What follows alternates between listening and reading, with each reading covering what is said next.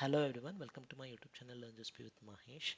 So in our previous videos we have seen about Cloud IPA, how using Cloud IPA you can create virtual machines without external IP address and you can SSH into that. So that we have seen uh, those demos I guess in the month of January itself, and I had also done a follow-up video on that. So it's not just applicable only to Linux machine. So that is the important thing. So it can be applied even for Windows machine. You can also RDP into a Windows machine without an external IP address. So that is possible using Cloud IPA. And a question on the similar lines was asked by one of the subscriber called Kenneth a couple of months back.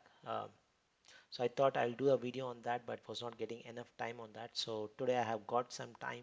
So I thought let me do a video on that. So let's get into the video where we are going to create a Windows virtual machine without an external IP address, and we'll see how Cloud IPA works there. Alright, so I have opened the article again. So this is an updated article which explains how to do all the stuffs. So we'll try to do a demo on that. So the first thing is, since this is primarily based on Cloud IPA, so let's go to Cloud Identity and Aware Proxy and see what is the current setup. So let me click on I am an admin and click on Identity Aware Proxy. And since we are doing on virtual machines and SSH option, the tab which would be of importance in your identity aware proxy is SSH and TCP resource. Currently it is nothing is there because we don't have any virtual machine. Now let's go and create a Windows virtual machine in Mumbai zone, and it is Windows 2019. What we will do is, the most important thing we will do in this VM creation is, we'll make sure this VM does not have a external IP address. So click on the networking, make sure the external IP address option is none. So it will only have a internal IP address.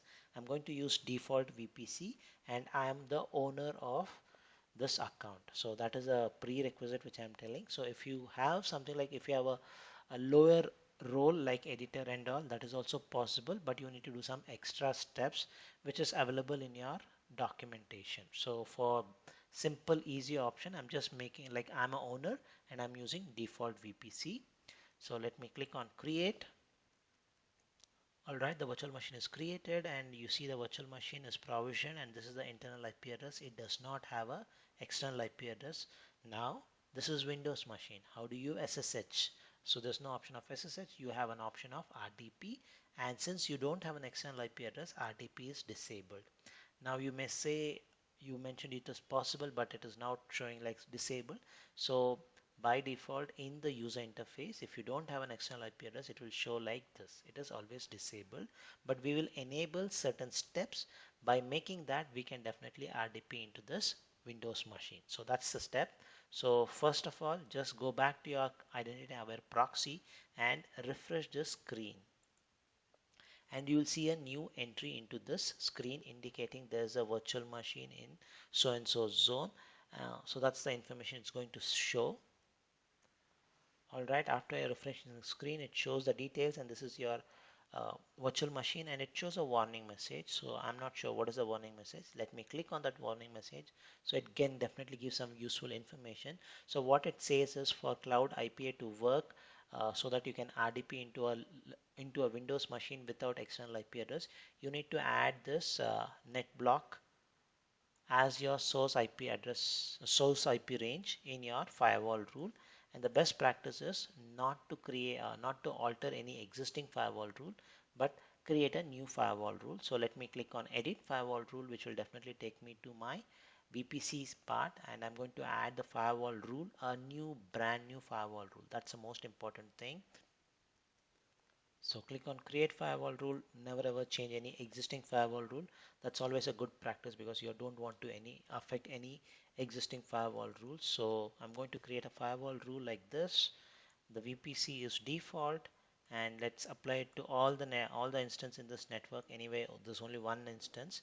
So this is the net block which you are going to add. So that is your source IP range, and what they mention is you can allow all the TCP ports. So I'm just going to make all for the simplicity reason.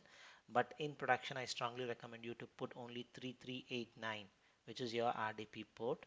So but for the demo purpose that should be good enough. So I have created the firewall rule. Once the firewall rule gets created, what we'll do is we'll go back to the screen and refresh the screen and see whether the warning message disappears or not. Alright, the firewall rule is created. Now let's go back and refresh the screen, or go back and do a hard refresh and see whether the warning message has disappeared or not. Yes, the warning message has disappeared. Everything looks fine. So since in the beginning I had mentioned I am the owner of this account. So if you're not the owner and you want somebody else to grant some resource, what you need to do is click on this checkbox and add a member. Since I'm an owner, I don't need to do that. So that step is not required for a owner. All good. So far so good. So we have set up as per what is mentioned in this documentation.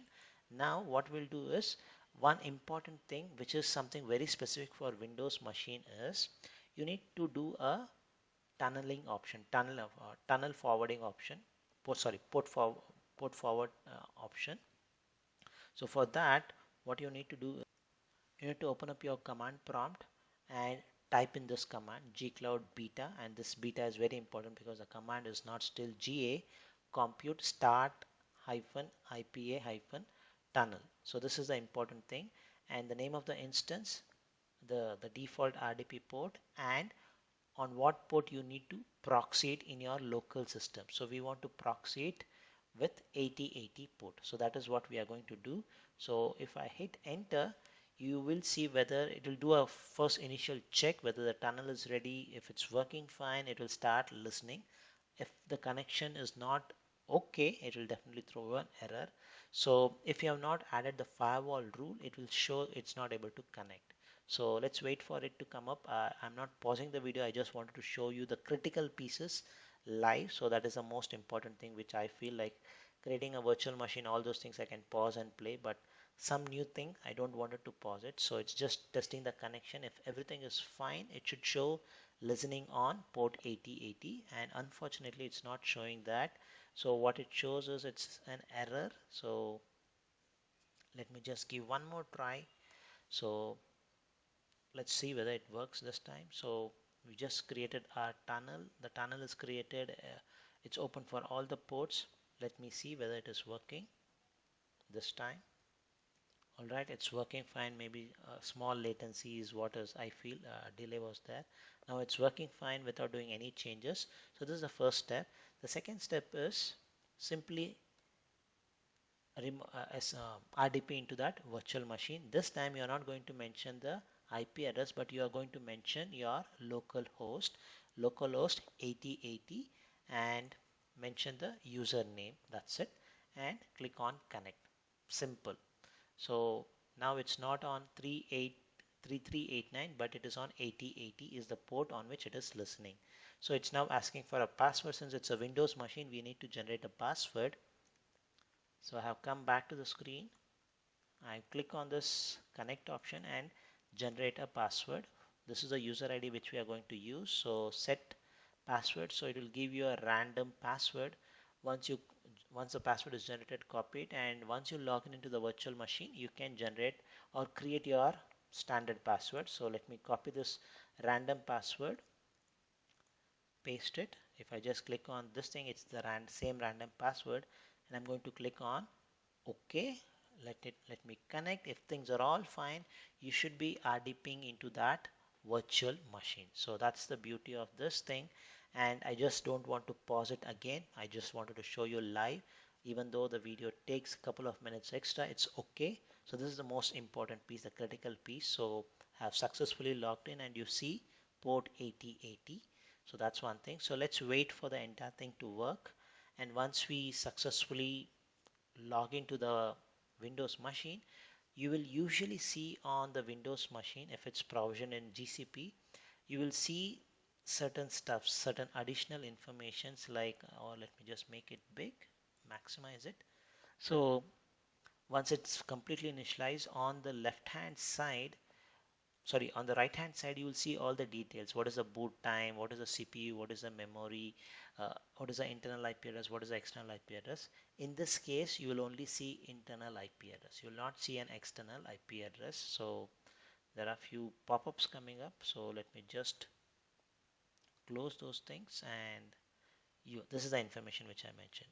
So you see the boot time, the CPU, the default gateway, all those things. The important thing for us is the internal IP address 10.160.0.44, but there's no external IP address.